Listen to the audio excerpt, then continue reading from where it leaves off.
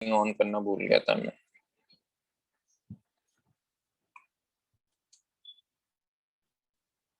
यहाँ तक की रिकॉर्डिंग नहीं हुई है बेटा, ठीक है, मैं एक और बार समझा दूंगा। कर लिया ये note? Yes sir. Yes sir. चलो फर्स्ट पॉइंट लिखो इफेक्टिव न्यूक्लियर चार्ज का।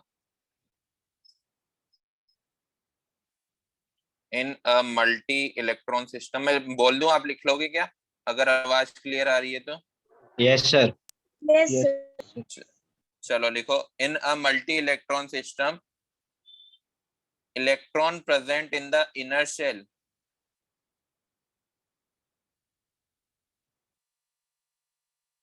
in a multi-electron system, electron present in a inner shell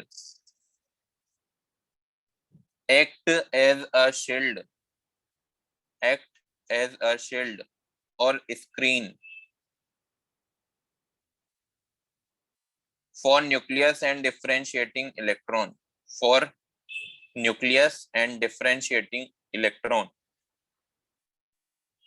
differentiating electron का मीनिंग होता है लास्ट इलेक्ट्रॉन, ठीक है sir after act as a shield और screen for nucleus and differentiating electron. ये differentiating electron है जो आउटर मोस्ट शेल में आ रहा था, और जो ये इनर शेल के इलेक्ट्रॉन है ये एज ए शील्ड बिहेव कर रहे हैं, ठीक है, न्यूक्लियस से बचा रहे हैं, न्यूक्लियस की तरफ आने से रोक रहे हैं, रिपल्स कर रहे हैं। Due to which electron will not experience full nuclear charge, due to which electron will not experience full nuclear charge.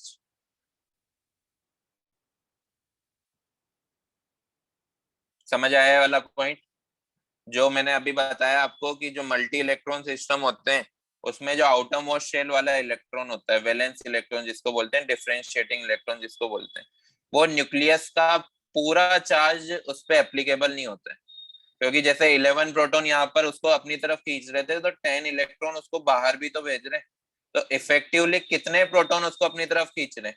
एक ही तो खींच रहे हैं। उसी इफेक्टिव चार्ज को हम क्या बोलने वाले हैं? जेड इफेक्टिव बोलने वाले हैं। तो सेकंड पॉइंट में लिखो actual nuclear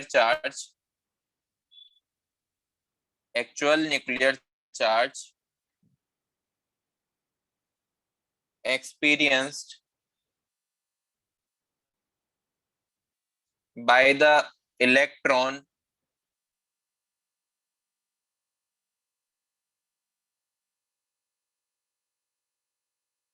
of the outermost shell is known as Z effective या फिर इफेक्टिव न्यूक्लियर चार्ज। इसका एक छोटा सा फॉर्मूला होता है, Z effective is equal to Z minus sigma। Z यहाँ पर होगा एटॉमिक नंबर, एटॉमिक नंबर हमें क्या बताने वाला है? नंबर ऑफ प्रोटॉन जो उसको अपनी तरफ खींच रहे हैं।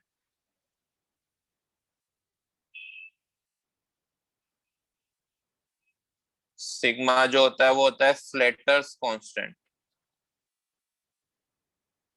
इसकी वैल्यू आपको क्वेश्चन में दी हुई होगी, ये अलग अलग एटम के लिए अलग अलग होता है, ठीक है। ये हमें बताता है number of electron ripples.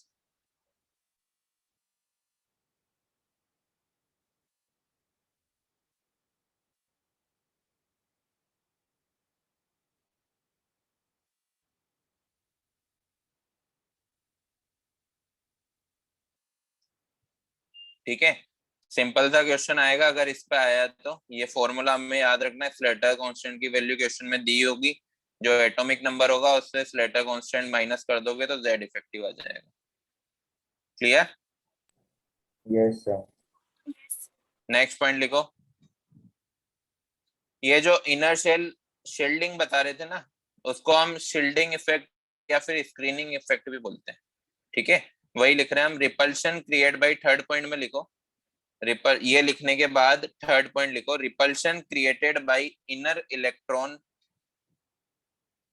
repulsion created by inner electron between nucleus and differentiating electron. Between nucleus and differentiating electron is known as, वापिस से रिपीट कर रहा हूं मैं, repulsion created by inner electron, जो अंदर के शेल के इलेक्ट्रॉन थे, between nucleus and differentiating electron is known as screening effect और शील्डिंग इफेक्ट।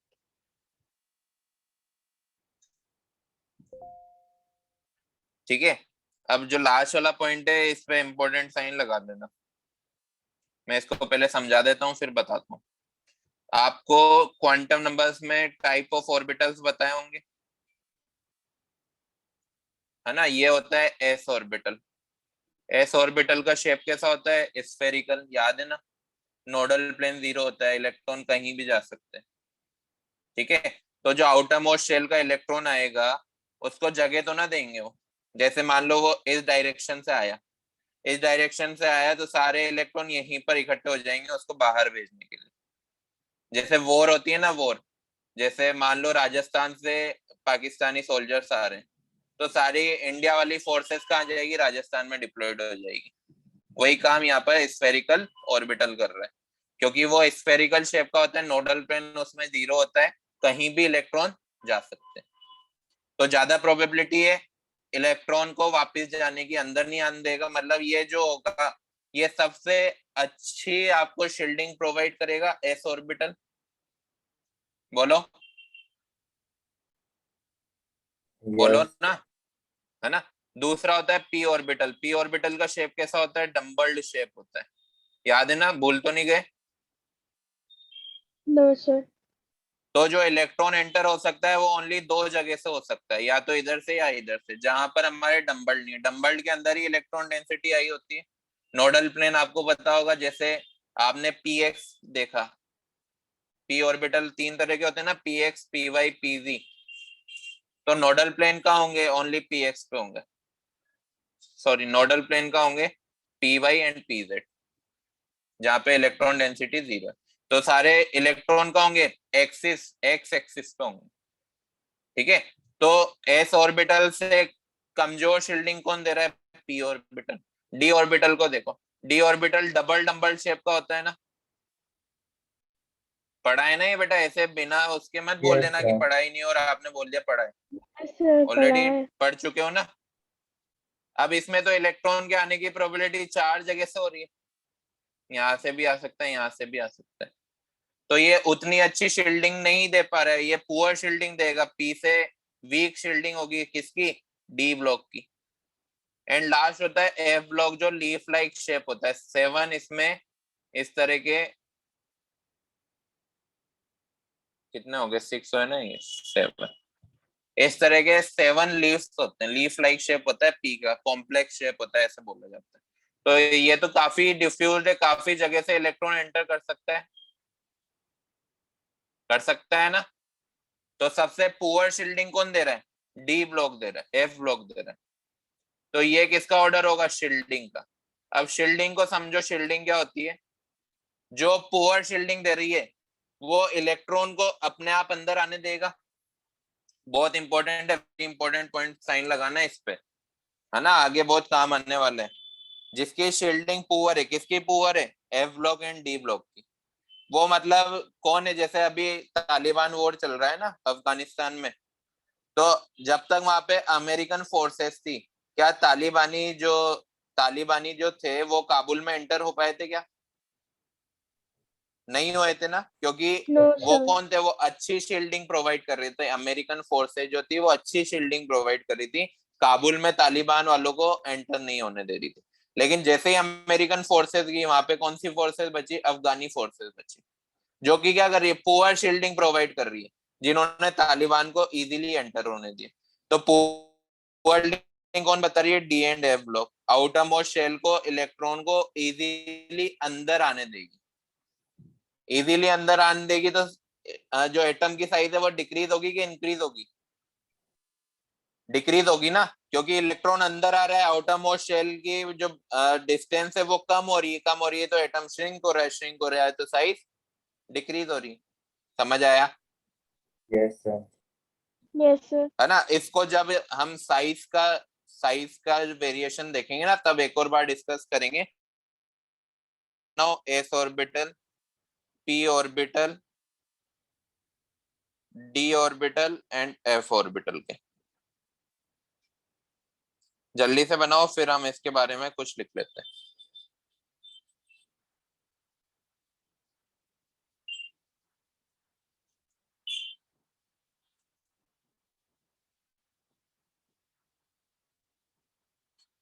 लिखा?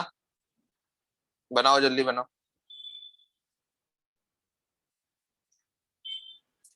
ये ऑर्डर हमें याद रखना है बेटा कि एस ऑर्बिटल सबसे अच्छी शील्डिंग देता है, मतलब वो इलेक्ट्रॉन को अंदर नहीं आने देगा, वो इलेक्ट्रॉन को रिपल्स करेगा, इलेक्ट्रॉन बाहर ही रहेगा, है ना? तो एटम की साइज वही रहेगी जो ट्रेंड उसका चला आ रहा है, लेकिन कुछ कुछ एक्सेप्शन हम ऐसे देखेंगे आगे चल के, जो बहुत ही ज्यादा इंपॉर्टेंट एक्सेप्शन होते हैं, उसमें हम इन्हीं केसेस को डिस्कस करेंगे आगे।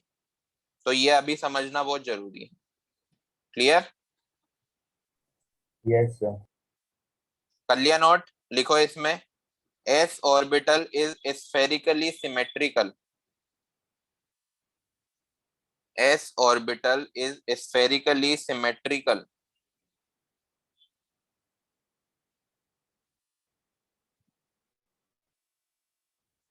Hence, it's create maximum screening or shielding. Hence, it's create maximum screening or shielding. And f orbital is very much diffused. एक मिनट रुकना बेटा।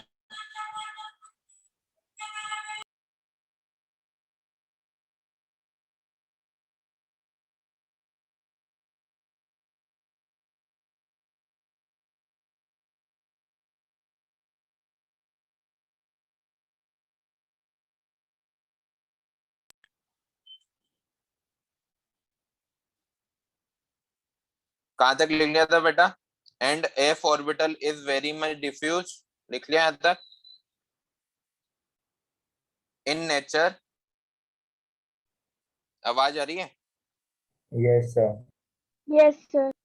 In nature, so its shielding is very very poor. So its shielding is very very poor.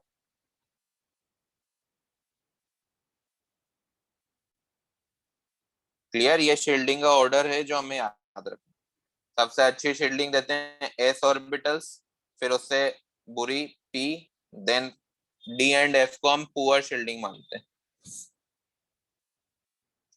अब next देखो, trends. हमने पहली periodic property देख ली है, अब उसके ट्रेंड देख रहे हैं। हर पीरियोडिक प्रॉपर्टी में लास्ट में हम उसके ट्रेंड देखेंगे। ट्रेंड क्या होते हैं कि जब हम लेफ्ट टू राइट जाएंगे इन अ पीरियड तो क्या वेरिएशंस आने वाले हैं, और या फिर डाउन द ग्रुप जाएंगे इन अ ग्रुप तो क्या वेरिएशन आने वाले। ठीक है? अब देखो लेफ्ट टू राइट जाते हैं, वही मैंने बताया था, sodium, magnesium, aluminium, left to right गए। इसके बाद भी जा सकते हैं silicon, phosphorus, sulphur.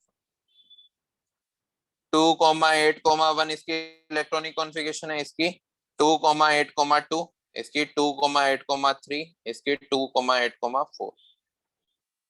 Number of proton कितने हैं इसमें? 11, जो कि इसको अपनी तरफ खींचने वाले। इसमें कितने? 12, इसमें है 13, इसमें है 14। यहाँ तक तो कोई दिक्कत नहीं है, सिंपल ही लिखा है मैंने, समझ आ रहा है ना? इसके बाद देखो नंबर ऑफ इनर इलेक्ट्रॉन को मैं लिख रहा हूँ IE।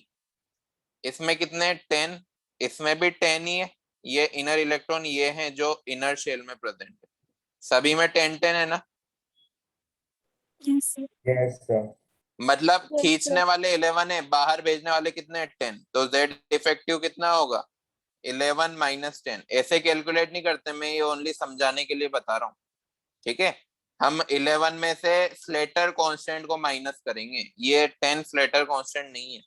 स्लेटर कांस्टेंट की वैल्यू क्वेश्चन में दी होगी, मैं सिर्फ समझाने के लिए बता रहा हूँ।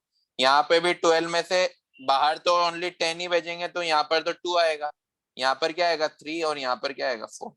तो जेड इफेक्टिव जैसे जैसे लेफ्ट टू राइट जा रहे हैं हम, क्या हो रहा है, इंक्रीज के डिक्रीज? Increase. Increase. इंक्रीज हो रहा है। तो Increase. मैं यहाँ पे लिख देता हूँ Z effective increases as we move from left to right in a periodic table. Clear? समझ आया Yes. रीजन? Yes, Yes. किसी को sir. डाउट तो नहीं है? Yes. No, sir. अब देखो ग्रुप में हम नीचे आते हैं, तो ग्रुप में जैसे जैसे नीचे आते हैं ना, कुछ बुक्स में ऐसा लिखा रहता है कि जेड इफेक्टिव डिक्रीज होगा या फिर सेम भी हो सकता है। तो मैं यहाँ पे लिख देता हूँ जेड इफेक्टिव डिक्रीजेस और रिमेन सेम। दोनों के मैं रीजन बता देता हूँ, दोनों हमारे लिए सही माने जाएंगे, लेकिन हम जब भी दोनों को कंपेयर करना है तो जेड इफेक्टिव डिक्रीजेस को प्रायोरिटी पे रखेंगे। दोनों चीज देखना। पहले मैं बता देता हूँ रिमेन सेम वाला। सोडियम के केस में क्या हो रहा है, सोडियम के केस में मैं डायग्राम बना रहा हूँ इस तरह से। 3 शेल है सोडियम के केस में, 2,8,1 ये है सोडियम। पोटेशियम के केस में कितने शेल आ जाएंगे, 4, ये 4 शेल आ गए। ये पोटेशियम का 2,8,8,1। ठीक है। रुबिडियम कितने शेल आ जाएंगे, 5, ये तो अभी 4 ही हुए, ये एक और आ गया 5। 2,8,18,8,1 ये किसका केस आ गया, रुबिडियम का। मतलब हम ग्रुप में नीचे आ रहे हैं, पता है ना, ग्रुप नंबर 1 लिख चुके हैं हम, हलीना की रफ से फरियाद। ये sodium, then potassium, then rubidium. अब देखो Yes, अगर मैं इसका जेड इफेक्टिव निकालूं, तो देखो इनर इलेक्ट्रॉन कितने हैं इसमें, 10, तो नंबर ऑफ प्रोटॉन कितने थे, 11। तो 11 में से नंबर ऑफ प्रोटॉन में से इनर इलेक्ट्रॉन माइनस करूं तो ये 1 ही आएगा, जेड इफेक्टिव 1 ही आया। इस केस में इनर इलेक्ट्रॉन कितने हैं इसमें, 18, 18 है ना इनर वाले, ये दिख रहे हैं 18। आउटर वाला तो ओनली एक है, Yes, sir. बाकी के बच्चे इनर वाले। तो कितने प्रोटॉन कितने हैं इसके पास, 19 माइनस 18, तो कितना है इनर इलेक्ट्रॉन, जेड इफेक्टिव कितना है, 1। इस केस में भी वही आएगा। रुबिडियम कितना होता है, शायद 37 होता है। तो 37 के लिए जेड इफेक्टिव निकालेंगे तो 37 number of proton 37 minus inner electron कितने, 36, तो कितना आएंगे, 1 ही आएंगे। तो हम इस केस में क्या लिखेंगे कि जेड इफेक्टिव रिमेन सेम है ना। अगर हम थियोरिटिकली देखें तो जेड इफेक्टिव क्या है, सेम है, कि सेम न्यूक्लियर चार्ज ये प्रोवाइड कर रहे हैं तीनों। एक ग्रुप में जितने भी एलिमेंट होते हैं उनमें जेड इफेक्टिव लगभग सेम होता है। बट ऐसा एक्चुअल में नहीं होगा। क्यों नहीं होगा, मैंने अभी आपको एक एग्जांपल बताया था क्लासरूम वाला, कि मैं जब पढ़ा रहा हूँ बच्चों को, तो जो फ्रंट बेंच पे बैठे हुए बच्चे हैं उनको लाउड एंड क्लियर मेरी वॉइस आएगी, लेकिन जो लास्ट वाले बच्चे हैं, लास्ट बेंचर्स हैं, बैक बेंचर्स जो हैं, उनको उतनी क्लियर नहीं आएगी, क्योंकि जैसे जैसे डिस्टेंस बढ़ती जा रही है मेरे साउंड की, मेरे वॉइस की इंटेंसिटी कम होती जा रही है। सेम फोर्स ऑफ अट्रैक्शन में भी ऐसा ही होता है। जब हम दो अपोजिटली चार्ज पार्टिकल्स को एक दूसरे के पास ले जाते हैं, तो जैसे जैसे डिस्टेंस कम होती जाएगी उनके बीच का फोर्स ऑफ अट्रैक्शन इंक्रीज होता जाएगा। सेम आप मैग्नेट के केस में देख सकते हो। मैग्नेट के दो अपोजिट पोल को आप आसपास पास में ले जाओगे तो कितना जल्दी पास आते हैं वो, लेकिन जैसे जैसे दूर ले जाओगे उसका फोर्स ऑफ अट्रैक्शन डिक्रीज होता जाएगा ना। सेम वही हो रहा है यहाँ पर। जो न्यूक्लियस है वो पॉजिटिवली चार्ज रीजन है, और जो इलेक्ट्रॉन है वो नेगेटिवली चार्ज रीजन है। दोनों के बीच की डिस्टेंस क्या होती जा रही है, जैसे जैसे हम नीचे आते जा रहे हैं ग्रुप में, इंक्रीज होते जा रही है, इंक्रीज होते जा रही है। तो इफेक्टिवली न्यूक्लियर चार्ज क्या होता जा रहा है, डिक्रीज होते जा रहे हैं। समझ आया, आया समझ में। लेकिन हम दोनों को सही मानेंगे, रिमेन सेम भी लिखेंगे और जेड इफेक्टिव डिक्रीजेस भी लिखेंगे। लेकिन कुछ केसेस में जब हमें कंपेयर करना होगा तो हम कंपेयर करने के लिए जेड इफेक्टिव डिक्रीजेस के अकॉर्डिंग कंपेयर करेंगे। समझ आया? Yes, sir. Yes. दोनों केस समझ आ गए ना। चलो नोट कर लो, ये डायग्राम मैंने समझाने के लिए बनाया था बस समझ लेना, नोट मत करना इसको, सिर्फ ट्रेंड्स नोट कर लो।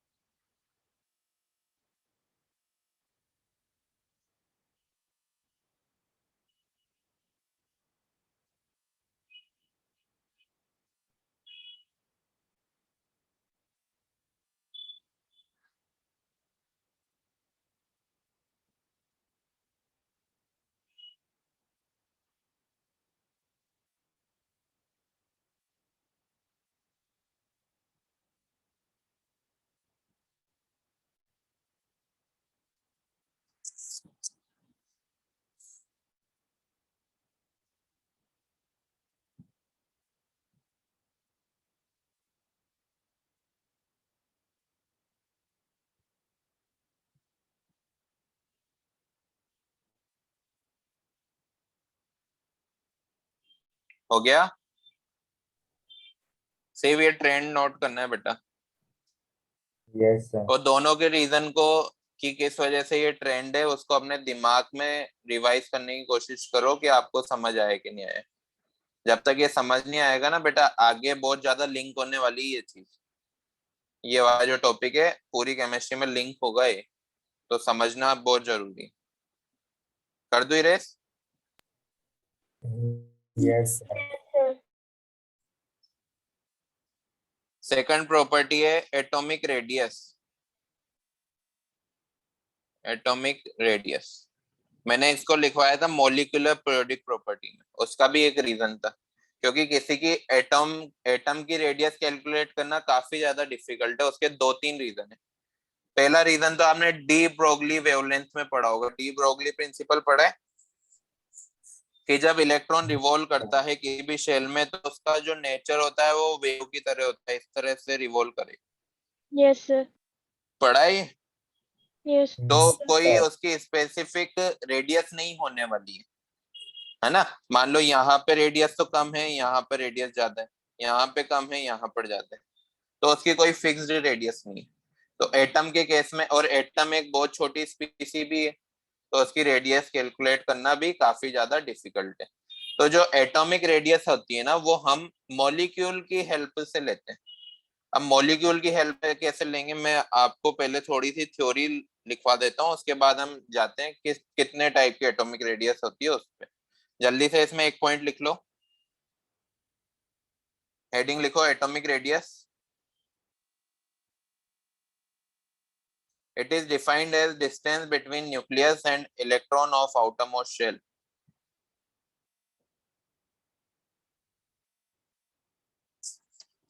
It is defined as the distance between, atom एक स्फेयर है, स्फेयर की रेडियस क्या होगी, जो उसका मिडिल पॉइंट होगा उससे आउटर मोस्ट शेल के बीच की डिस्टेंस। तो वही मैं लिखा रहा हूँ, it is defined as distance between nucleus and electron of outermost shell. But it is not possible to determine exact value of atomic radius.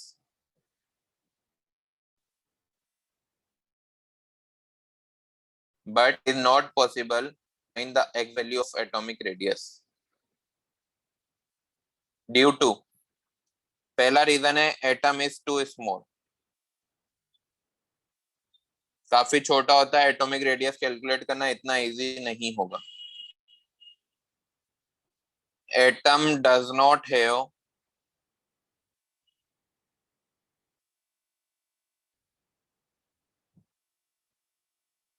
Well defined boundary. बेटा Bohr model अच्छे से पढ़ा है? बोहर ने बोला था कि किसी भी एटम में ना मिलियंस ऑफ शेल होते हैं, है ना, लेकिन इलेक्ट्रॉन उन्हीं शेल्स में रिवॉल्व करता है जिसका एंगुलर मोमेंटम क्या हो, NH/2π हो। बोला था बोहर ने ये। तो मिलियंस ऑफ शेल है तो उसकी वेल डिफाइंड बाउंड्री कैसे हो सकती है? किसी किसी उसमें, किसी मान लो घर में मिलियंस ऑफ रूम है ना, लेकिन कुछ ही रूम्स में लोग रहते हैं। किसी सिटी में मिलियंस ऑफ हाउसेज है, बट कुछ ही हाउस में लोग रहते हैं। तो उस शहर की, उस सिटी की वेल बाउंड्री तो ना होगी, हमें तो ना पता है। हम तो यहाँ पर बाउंड्री किस अकॉर्डिंग निकाल रहे हैं कि कौन से शेल में लास्ट इलेक्ट्रॉन है, उस अकॉर्डिंग बाउंड्री निकाल रहे हैं। तो एटम की कोई वेल डिफाइंड बाउंड्री नहीं है, और डी ब्रोगली ने भी यही बताया था, हाइजेनबर्ग ने भी यही बताया था। ठीक है, वेव नेचर, थर्ड पॉइंट लिख रहा हूं मैं, वेव नेचर ऑफ इलेक्ट्रॉन। इस वजह से एटम की रेडियस कैलकुलेट नहीं कर सकते, बट फिर कैसे करेंगे, लिखो इसमें next point, but we can calculate atomic radius, but we can calculate atomic radius in bonded state of atom, in bonded state of atom, bracket में लिख लेना मॉलिक्यूलर फॉर्म।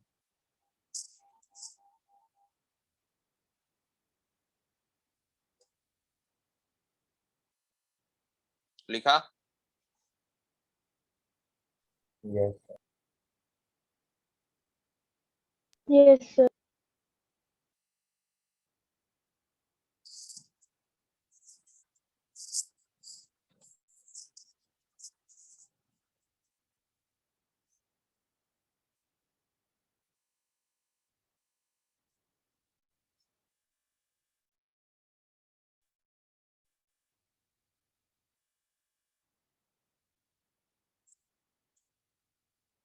लिख लिया ना? अब लिखो टाइप्स ऑफ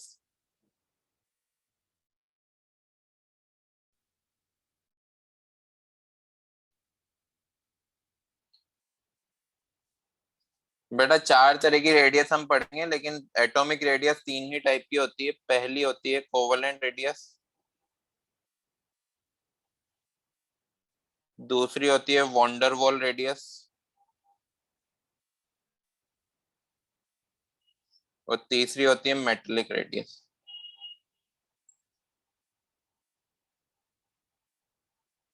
चौथा भी लिख लो, आयनिक रेडियस, जो आयन के केस में आने वाली।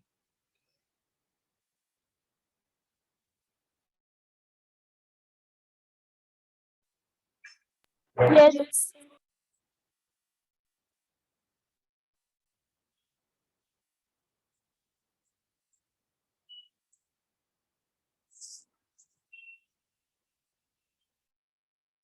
So can you repeat the second one? Van der Waals radius, VAN। देखो मैं ये है ना, टाइप ऑफ बॉन्ड्स भी होते हैं। मैं पहले बॉन्ड्स को थोड़ा सा डिस्कस कर लेता हूँ। कोवेलेंट बॉन्ड तो पता होगा आपको, ऐसे बॉन्ड जो इलेक्ट्रॉन शेयर करके बनते हैं, है ना, छोटी क्लासेस में पढ़े होंगे, 9th-10th में। याद है सभी को कोवेलेंट बॉन्ड क्या होते हैं? Yes, sir. Yes. तो कोवेलेंट बॉन्ड, जैसे मैं H2 का बॉन्ड बना रहा हूँ, हाइड्रोजन के पास भी एक इलेक्ट्रॉन है, दूसरे हाइड्रोजन के पास भी एक इलेक्ट्रॉन है। अगर ये एक एक इलेक्ट्रॉन अपना शेयर कर लें, तो इस तरह से शेयरिंग से ये इन दोनों का डुप्लेट कंप्लीट हो जाएगा और ये स्टेबल हो जाएंगे। तो ये शेयर ऐसे नहीं करते कि दोनों इलेक्ट्रॉन को बीच में रख दिया, थोड़े दिन तू यूज कर, थोड़े दिन मैं यूज करता हूँ। दोनों एटम में स्फेरिकल शेप के होते हैं, तो ये एक दूसरे पे ना, मेरा कैमरा ऑन करो, मैं दिख रहा हूँ ना सभी को? Yes, Yes, sir. sir. इस तरह से ओवरलैप करते हैं, ये हाइड्रोजन है, ये दूसरा हाइड्रोजन है, इस तरह से ओवरलैप करेंगे। ओवरलैप करेंगे तो दोनों के ऊपर श्रृंखल बातें नहीं पढ़ो, दोनों के ऊपर ओवरलैपिंग करने से दोनों के क्या हो जाएंगे, डुप्लेट कंप्लीट हो जाएंगे। जिस तरह से मैं क्लोरीन का बनाता हूँ, Cl2 का बनाता हूँ, क्लोरीन के पास 7 एटम होते हैं आउटर मोस्ट शेल में, इस तरह से बना दिए, दूसरे क्लोरीन के पास भी 7 होंगे। ठीक है, दोनों एक एक इलेक्ट्रॉन शेयर करेंगे, तो इसका भी ऑक्टेट कंप्लीट और इसका भी ऑक्टेट कंप्लीट। दिख रहा है कैसे किया होगा ऑक्टेट कंप्लीट? जब भी ये बॉन्ड बनता है तो एक दूसरे के ऊपर ओवरलैप करके बनते हैं। समझ आया? दूसरा Yes, होता है वॉन्डर वॉल फोर्स, है ना, ये type of force of attraction है, टाइप ऑफ बॉन्ड है। तो एक बॉन्ड होता है वॉन्डर वॉल बॉन्ड, जो दो मॉलिक्यूल्स के बीच में होता है, या दो ऐसी स्पीसीज जिनके बीच में कोई फोर्स ऑफ अट्रैक्शन नहीं हो, उनके बीच में वॉन्डरवॉल फोर्स होता है। ये भी एक तरह का फोर्स ऑफ अट्रैक्शन है।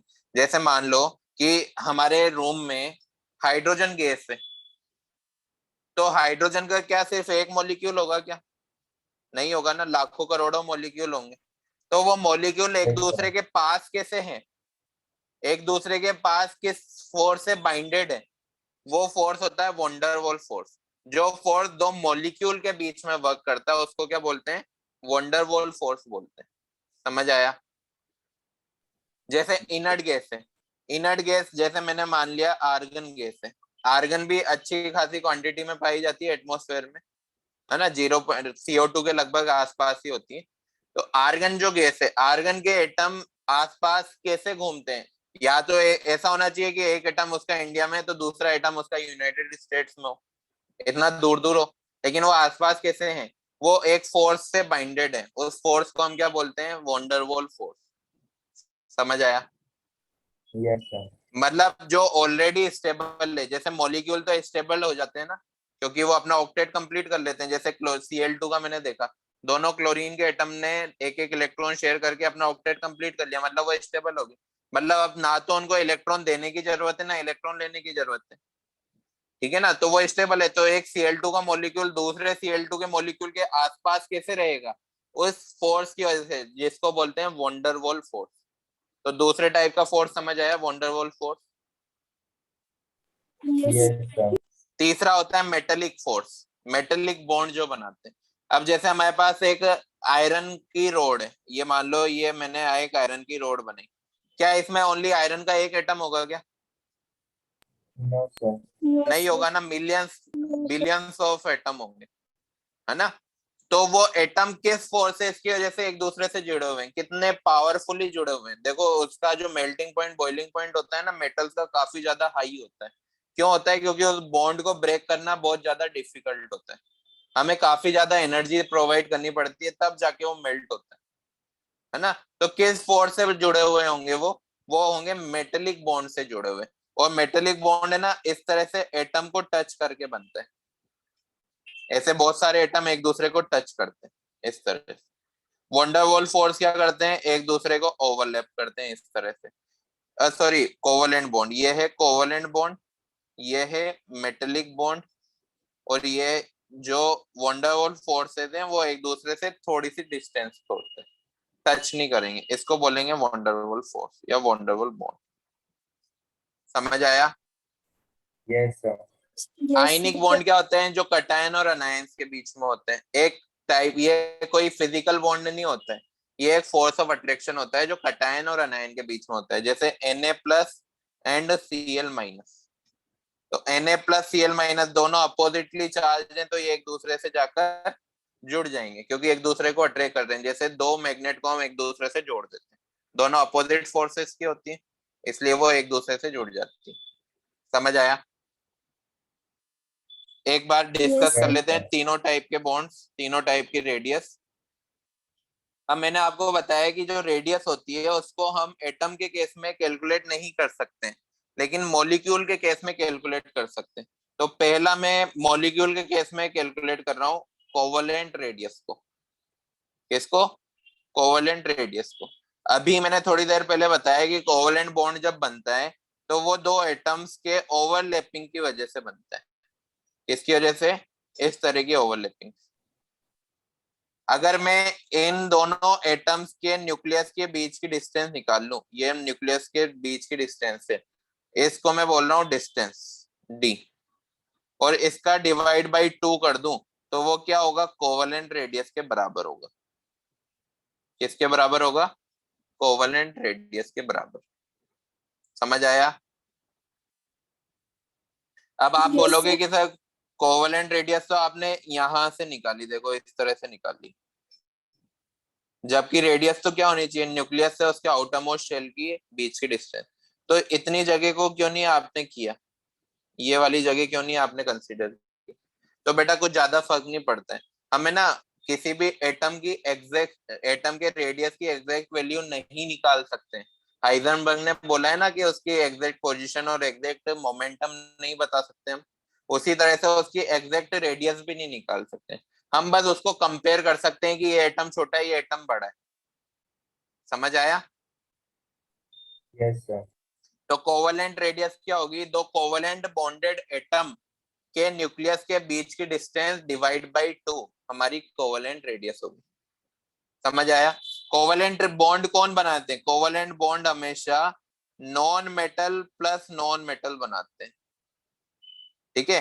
वंडरवॉल बॉन्ड कौन बनाएंगे? मॉलिक्यूल्स बनाएंगे और इनर्ट गैस बनाएगी, है ना। मेटेलिक बॉन्ड कौन बनाएंगे? मेटेलिक बॉन्ड हमेशा मेटल प्लस मेटल बनाएंगे। और आयनिक बॉन्ड कौन बनाएंगे? Ionic bond metal plus non metal बनाएंगे। इस तरह से आप बता सकते हो कि कौन सा बॉन्ड है।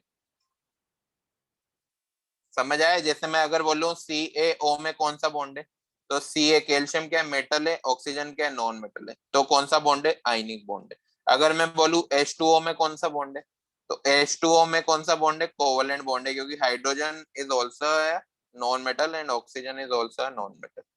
ठीक है। वंडरवॉल बॉन्ड जैसे नियोन, नियोन में कौन सा बॉन्ड होगा?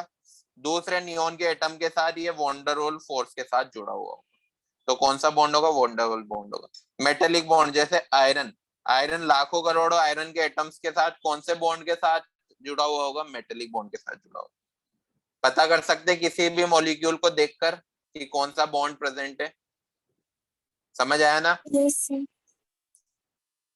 कर दो इरेज ये। Yes, चलो sir. कोवेलेंट रेडियस में लिखो, थोड़ी सी थ्योरी लिख लो।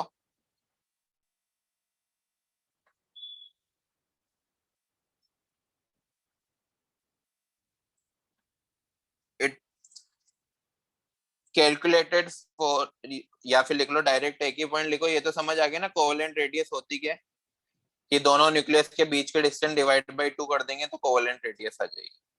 Yes. ठीक है। इसमें लिखना covalent radius is generally used for non metals. Covalent radius is generally used for non metals.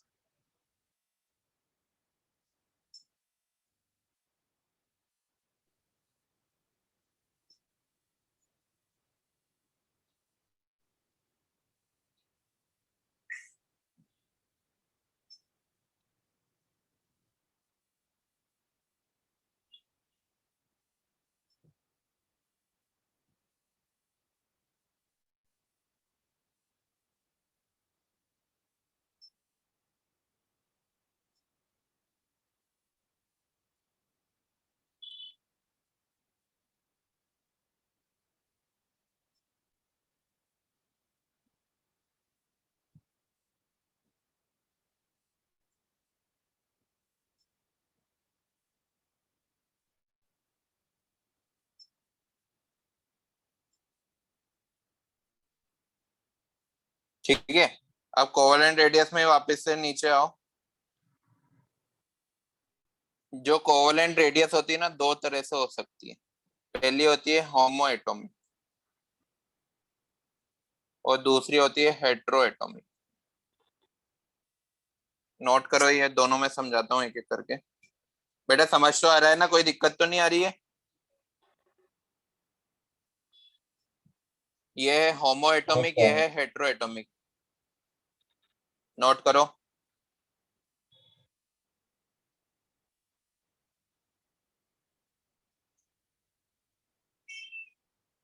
Yes, sir. Homo atomic लिखो पहले। होमो एटॉमिक जिनमें सेम टाइप के एटम प्रेजेंट हो। होमो एटॉमिक दोनों एक ही टाइप के एटम प्रेजेंट है। मान लो दोनों में ए ही एटम है, ये भी ए ये भी ए। दोनों के बीच की डिस्टेंस निकाल लेंगे और उसको डिवाइड बाई 2 कर देंगे। तो जो कोवेलेंट रेडियस ऑफ ए है वो कैसे निकालेंगे? Distance between A and A divide by 2, है ना। इसी को इसकी बॉन्ड लेंथ भी बोला जाता है। आगे आपकी ऑर्गेनिक केमिस्ट्री की क्लासेस स्टार्ट हो गई है क्या? जब स्टार्ट होगी ना तो आपको बॉन्ड लेंथ के बारे में बताए। कोवेलेंट बॉन्ड की, हर बॉन्ड की एक लेंथ होती है, उसको बोलते हैं बॉन्ड लेंथ। ठीक है, कि कितना लंबा है वो बॉन्ड, है ना। तो ये डिस्टेंस जो है ना वो बॉन्ड लेंथ थी। बॉन्ड लेंथ डिवाइड बाई 2 तो एक ही रेडियस आ जाएगी। दूसरा होता है हेट्रो एटॉमिक। हेट्रो एटॉमिक मतलब जिसमें दो डिफरेंट डिफरेंट एटम हो। ठीक है। जैसे मान लो एक एटम है ए और दूसरा एटम है बी। ये ए है और ये बी है, दोनों के बीच की डिस्टेंस। अब इसके भी दो केस बनते। पहला केस मैं बता रहा हूं, जब इलेक्ट्रोनेगेटिविटी सेम हो। इलेक्ट्रोनेगेटिविटी अगर सेम है, इलेक्ट्रोनेगेटिविटी समझते हो क्या होती है? मैंने जब आपको लेवोइजियर के बारे में बताया था ना पीरियोडिक टेबल के स्टार्टिंग में। लेवोइजियर कौन थे? जिन्होंने एलिमेंट्स को दो कैटेगरी में डिवाइड किया था, metals and non metals. Metals कौन थे? Electro positive element. और नॉन मेटल्स कौन थे? Electronegative element. और उन्होंने इसके बारे में बताया भी था कि मेटल्स हमेशा इलेक्ट्रॉन को डोनेट करके पॉजिटिव आयन बनाएंगे, इस वजह से उसको इलेक्ट्रो पॉजिटिव बोल रहे हैं। और इलेक्ट्रॉन हमेशा एक्सेप्ट करके नॉन मेटल क्या बनाएंगे? नेगेटिव आयन बनाएंगे, इस वजह से उसको इलेक्ट्रोनेगेटिव बोल रहे हैं। तो उसी तरह से इलेक्ट्रोनेगेटिविटी भी क्या होती है कि कोवेलेंट बॉन्ड में ना, जैसे मैं एक बॉन्ड बना रहा हूँ H2O का, इस तरह से ऑक्सीजन से दो हाइड्रोजन इस तरह से जुड़े होते हैं। हाइड्रोजन है ना एक लेस इलेक्ट्रोनेगेटिव एलिमेंट है, जबकि ऑक्सीजन एक मोर इलेक्ट्रोनेगेटिव एलिमेंट है। मोर इलेक्ट्रोनेगेटिव एलिमेंट है। ये क्या करेगा? ये जो शेयर्ड इलेक्ट्रॉन है, ये शेयर्ड इलेक्ट्रॉन को अपनी तरफ खींचेगा। अपनी तरफ खींचेगा तो इस पे पार्शियली क्या साइन आएगा? नेगेटिव साइन आएगा। जैसे मान लो कि मैंने अपने दोस्त से बोला कि भाई तू 100 रुपीज मिला, मैं भी 100 रुपीज मिलाता हूँ, अपन वो वाली नॉवल खरीदते हैं, ठीक है? एक बार तू पढ़ लेना, एक बार मैं पढ़ लूंगा। लेकिन वो जो फ्रेंड है थोड़ा सा क्लेवर है, थोड़ा सा ज्यादा दिमाग लगाता है, उसने 100 रुपये मिला भी दिए, मैंने 100 रुपये मिला भी दिए, लेकिन वो बुक को उसके पास ही रख रहा है, उसी के पास रख रहा है, मुझे दे ही नहीं रहा है, मेरा फोन भी नहीं उठा रहा है। तो वो क्या है? वो मोर इलेक्ट्रोनेगेटिव है। वो उसकी बुक को, उसके साथ जो शेयर्ड बुक थी उसको वो ले जा रहा है अपने पास, मेरे पास आने ही नहीं दे रहा है। तो ये जो शेयर्ड इलेक्ट्रॉन थे ना, वो इलेक्ट्रॉन को भी मोर इलेक्ट्रोनेगेटिव अपनी तरफ खींचने लगते हैं। तो इलेक्ट्रोनेगेटिविटी क्या होती है? शेयर्ड इलेक्ट्रॉन को अपनी तरफ अट्रैक्ट करने की टेंडेंसी को इलेक्ट्रोनेगेटिविटी बोलते हैं। तो पहले केस में मैं क्या बोल रहा हूं? जब दोनों एटम की इलेक्ट्रोनेगेटिविटी सेम हो, मतलब दोनों सेम कैटेगरी के हो, एक दूसरे के इलेक्ट्रॉन को खींच नहीं सकते। समझ आ रहा है? अगर दोनों की डिफरेंट इलेक्ट्रोनेगेटिविटी होगी तो जो मोर इलेक्ट्रोनेगेटिव है वो इलेक्ट्रॉन को अपनी तरफ खींच लेगा, और जो लेस इलेक्ट्रोनेगेटिव है वो अपने इलेक्ट्रॉन को उसको दे देगा, मोर इलेक्ट्रोनेगेटिव वाले को। समझ आया व्हाट इज इलेक्ट्रोनेगेटिविटी? इसी चैप्टर में हम इलेक्ट्रोनेगेटिविटी को आगे पढ़ने वाले हैं। मैंने जस्ट ये वाला टॉपिक समझाने के लिए थोड़ा सा समझाया है। क्लियर? तो Yes, अगर sir. इलेक्ट्रोनेगेटिविटी सेम है तो हम कुछ भी नहीं करेंगे, D A B, distance of A B निकालेंगे। वो कैसे निकालेंगे? Radius of A plus radius of B. समझ आया? ठीक है, Yes, sir. नोट करो जल्दी से ये।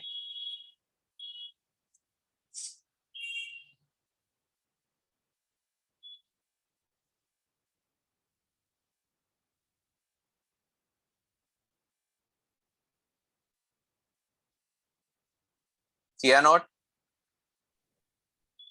1 minute, sir. देखो क्वेश्चन किस तरह से आएगा। अगर आपको दोनों की इलेक्ट्रोनेगेटिविटी नहीं दी हुई है, कोई हेटेरोएटॉमिक कंपाउंड दिया हुआ है, मॉलिक्यूल दिया हुआ है, और दोनों की इलेक्ट्रोनेगेटिविटी नहीं दी हुई है, तो आप क्या मान के चलोगे कि वो उनकी इलेक्ट्रोनेगेटिविटी सेम है ना? तो वो आपको या तो डी ए बी दे देगा, डिवाइड बाई 2 कर देना, तो radius of A and radius of B आ जाएगी। या फिर वो आपको radius of A and radius of B दे देगा, और आपको बॉन्ड लेंथ निकालनी होगी, जो कि क्या है? D A B. समझ आया? है ना? कब? Yes, sir. जब वो क्वेश्चन में इलेक्ट्रोनेगेटिविटी नहीं देता है। अगर वो इलेक्ट्रोनेगेटिविटी दे देता है, अगर वो सेम देता है तब भी यही केस लगाएंगे, लेकिन अगर वो डिफरेंट इलेक्ट्रोनेगेटिविटी देता है, जैसे एक की इलेक्ट्रोनेगेटिविटी है 2 और एक की है 1, तो डिफरेंस है ना, तो आप ये वाला फॉर्मूला नहीं लगा। कौन सा फॉर्मूला होगा? सिर्फ वाला, जब इलेक्ट्रोनेगेटिविटी डिफरेंट हो। Electronegativity is different. ठीक है, तो ये वाला फॉर्मूला आप लगाओगे, D A B equal to R A plus R B minus 0.09 X A minus X B. अब ये वाला फॉर्मूला लगाने के लिए आपको ये दोनों वैल्यू की पता होना चाहिए, ठीक है। X A and X B क्या है यहाँ पर, X A and X B are electronegativity of A and B. Question में अगर आपको दोनों की इलेक्ट्रोनेगेटिविटी दी हुई है तो आप उसकी वैल्यू को यहाँ पर रखोगे और बॉन्ड लेंथ निकालोगे, मतलब डी ए बी निकाल लोगे। समझ आया? Yes, तो sir. कोवेलेंट रेडियस दो तरह की हो सकती है, दो तरह के मॉलिक्यूल्स में हम निकाल सकते हैं। या तो वो होमो एटॉमिक हो जिसमें दोनों एटम सेम है, दोनों एटम सेम है तो दोनों की इलेक्ट्रोनेगेटिविटी भी सेम होगी, तो कोई दिक्कत ही नहीं हुआ, तो बॉन्ड लेंथ निकालेंगे, डिवाइड बाई 2 कर देंगे तो हमारी कोवेलेंट रेडियस आ जाएगी। हेट्रो एटॉमिक के केस में हमें दो फॉर्मूले याद रखने हैं। पहला है इलेक्ट्रोनेगेटिविटी सेम है, मतलब दोनों सेम नेचर के, दोनों भाई 10 दिन तू बुक रखना 10 दिन में बुक रखूंगा, दोनों सेम नेचर के, है ना, कोई लड़ाई झगड़े नहीं हो रहे। तो क्यों कौन सा फॉर्मूला लगाएंगे, दोनों की रेडियस को ऐड कर देंगे तो हमारी बॉन्ड लेंथ आ जाएगी। तीसरे केस में अगर इलेक्ट्रोनेगेटिविटी डिफरेंट है, सामने वाला बहुत चालू है, बहुत चालाक खोपड़ी वाला है, वो बुक को मुझे दे ही नहीं रहा है, तो क्या करेंगे, ये वाला फॉर्मूला लगाएंगे। किस केस में, जब क्वेश्चन में आपको दोनों की इलेक्ट्रोनेगेटिविटी दी हुई है।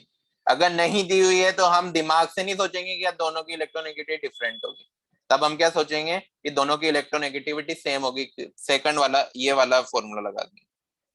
समझ आ गया? Yes, sir. लिख भी लिया ये फॉर्मूला, इंपॉर्टेंट हो जाता है थोड़ा सा। इसको मैं बोलते क्या है वो भी बता देता हूँ, इसको बोलते हैं Stevenson, Stevenson and Schomaker, SEHOMAKER equation, Stevenson and Schomaker equation. लिख लिया? देखो सेकंड टाइप की Yes, अब sir. इक्वेशन, सेकंड टाइप की रेडियस देख रहे हैं, van der Waals radius. Van der Waals radius किसके केस में निकालेंगे हम, दो मॉलिक्यूल्स के केस में। जैसे कोई मॉलिक्यूल है, ये एक मॉलिक्यूल है ऐसा, दूसरा मॉलिक्यूल है ऐसा, ये ए है, ये बी है, ये बी है, ये ए, ऐसे ही होते हैं मॉलिक्यूल, है ना। ये एक और मैं मॉलिक्यूल लाया हूं ऐसा, ये ए है, ये बी। तो अगर बी की रेडियस निकालनी है हमें, covalent sorry van der Waals radius of B, तो कैसे निकालेंगे, बी से बी की डिस्टेंस, जो जो सबसे नियरेस्ट मॉलिक्यूल होगा ना उसके न्यूक्लियस से डिस्टेंस निकाल लेंगे, उसको डिवाइड बाई 2 कर देंगे, तो distance between B and B upon 2। अगर वॉन्डरवॉल रेडियस ऑफ ए निकालनी हमको, तो क्या करेंगे, ए वाले न्यूक्लियस से बीच की डिस्टेंस डिवाइड बाई 2, तो ये क्या हो जाएगी, D A A divide by 2। समझ आया? अब वॉन्डरवॉल रेडियस है ना हमेशा बड़ी होगी, अगर आप कंपेयर करो तो बेचारे कोवेलेंट रेडियस तो एक दूसरे के ऊपर चढ़े हुए थे, जबकि वॉन्डरवॉल वाले क्या है, एक दूसरे से दूर दूर है, तो ऑफ कोर्स इसकी बॉन्ड लेंथ कम आने वाली है ना, और इसकी बॉन्ड लेंथ ज्यादा आने वाली है। समझ आया? एक एक दो फ्रेंड से एक दूसरे से गले मिले हुए हैं, तो दोनों का वॉल्यूम कम होगा ना, और दो फ्रेंड है दोनों को ऐसे हाथ करके, इस तरह से हाथ करके जुड़े हुए हैं, तो उनका वॉल्यूम ज्यादा होगा ना, ज्यादा डिस्टेंस ऑक्यूपाई करेंगे। तो अगर मैं कंपेयर कर लूं तो कोवेलेंट रेडियस क्या होगी, शॉर्टर होगी किससे, वॉन्डरवॉल रेडियस से। समझ आया? जैसे एक Yes, एग्जांपल sir. बताता हूँ, मुझे हाइड्रोजन एंड हीलियम में कंपेयर करना है कि कौन की रेडियस ज्यादा होगी। तो हाइड्रोजन क्या है, नॉन मेटल है ना, नॉन मेटल के केस में कौन सी रेडियस कैलकुलेट करते हैं, कोवेलेंट रेडियस। और हीलियम क्या है, नोबल गैस है, इनर्ट गैस है, इसके केस में कौन सी रेडियस कैलकुलेट करते हैं, वंडरवॉल रेडियस। कौन की रेडियस बड़ी होगी, ऑफ कोर्स हीलियम की रेडियस बड़ी होगी। कर सकते हैं ना। क्लोरीन एंड आर्गन, क्लोरीन और आर्गन में कंपेयर करते हैं, क्लोरीन के केस में कौन सी कैलकुलेट होगी, कोवेलेंट रेडियस। आर्गन के केस में कौन सी कैलकुलेट होगी, वंडरवॉल रेडियस। कंपेयर करेंगे तो क्लोरीन एंड आर्गन में कौन ज्यादा बड़ा होगा, आर्गन बड़ा होगा, क्योंकि वंडरवॉल रेडियस। अरे वंडरवॉल रेडियस में दो मॉलिक्यूल एक दूसरे को टच तो ना कर रहे हैं, हम क्या कर रहे हैं, पड़ोसी को ढूंढ रहे हैं कि पड़ोसी आजा इंच टेप लेके। इंच टेप से हमने दोनों के बीच की डिस्टेंस निकाली, डिवाइड बाई 2 कर दिया, वन डबल रेडियस आ गई। कर सकते हैं क्या ऐसा? अरे कैसे Yes, sir. करोगी, कौन कौन से आइटम को ढूंढ ढूंढ के इंच टेप से ढूंढोगे? बुक्स में कर सकते हैं ऐसा। क्लियर? समझ आया one double radius? Yes, sir. एक दो लाइन लिख लो इसमें बेटा जल्दी से। It is defined as half of internuclear distance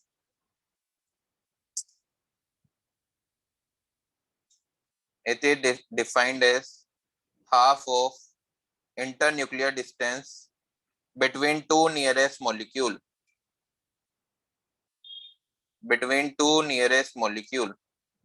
Pritesh बेटा समझ आ रहा है? Yes sir. In no bonded state, इसका क्या मीनिंग है कि ये कोई फिजिकल बॉन्ड नहीं है, ये एक वंडरवॉल फोर्स ऑफ अट्रैक्शन है जो काफी वीक होता है।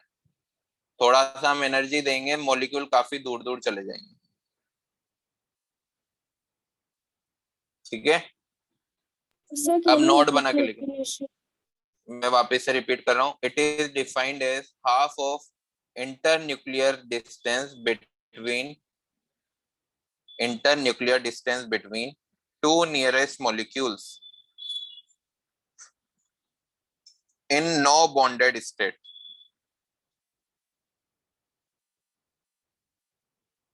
नोट बना के लिखो, इसमें 3-4 पॉइंट और हैं important.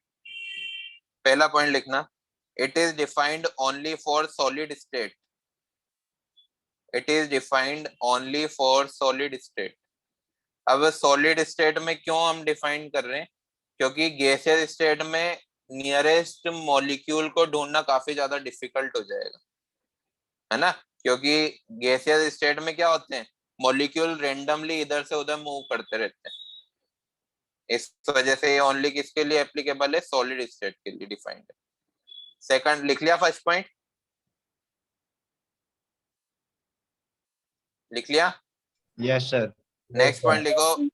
Van der Waals radius, short form लिख लेना VR, is not applicable for metals. Van der Waals radius is not applicable for metals. Metals के लिए एप्लीकेबल नहीं, क्योंकि मेटल्स तो एक दूसरे को इस तरह से टच करते हैं, है ना? ये तो उनके लिए एप्लीकेबल है जो एक दूसरे को टच नहीं कर रहे। नेक्स्ट लिखो, for inert gases, next point, for inert gases only VR is defined. Only VR is defined.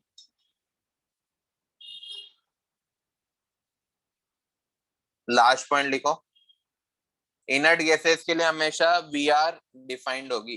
किसी भी ग्रुप में, सॉरी किसी भी पीरियड में जो सबसे बड़ा एलिमेंट होगा ना, वो कौन सा होगा? इनर्ट गैस वाला होगा। क्योंकि इनर्ट गैस के केस में हम कौन सी रेडियस कैलकुलेट कर रहे हैं? Van der Waals radius. समझ आया? जैसे अगर मैं पूरे ग्रुप को लिखूं, sodium, magnesium, aluminium, silicon, phosphorus, sulphur, chlorine and argon, तो सबसे बड़ा एलिमेंट कौन होगा? आर्गन होगा। समझ आया? क्योंकि इसके केस में हम कौन सी कैलकुलेट कर रहे हैं? Van der Waals radius. लास्ट पॉइंट लिख लो, फिर हम बंद करते हैं, क्लास क्लोज करते हैं। लास्ट पॉइंट है, van der Waals radius is greater than covalent radius. इसके बाद मैथमेटिक्स की क्लास है क्या? कौन की क्लास है इसके बाद आपकी? नहीं है सर। Sir, point अच्छा, बोल क्लास नहीं, चलो कोई बात नहीं। Van der Waals radius is greater than covalent radius, meaning आपको पता ही चल गया होगा। वो तो ओवरलैप कर रहे थे, जबकि ये तो दूर दूर है। ओवरलैप वाले की बॉन्ड लाइन ज्यादा होगी कि दूर दूर वालों की? ऑफ कोर्स दूर दूर वालों की। Clear? Yes sir. Metallic radius को हम नेक्स्ट क्लास में पढ़ेंगे, उसके बाद एक रेडियस और रह जाएगी, आयनिक रेडियस। ठीक है, अगर कोई भी डाउट आता है तो मुझसे व्हाट्सएप पे आप जुड़ सकते हो, या फिर डाउट क्लास ज्वाइन कर सकते हो, या फिर अपना वीडियो लेक्चर देख सकते हो। क्लियर? व्हाट्सएप नंबर मेरा है ही, से जिस नंबर से मैं लिंक भेजता हूँ ग्रुप में, वही मेरा व्हाट्सएप नंबर है। ठीक है ना? Yes, sir. चलो नेक्स्ट लेक्चर में मिलते हैं। Bye, take care. Bye, sir. Thank Thank you, you, sir. sir. Thank you, sir. Thank you, sir.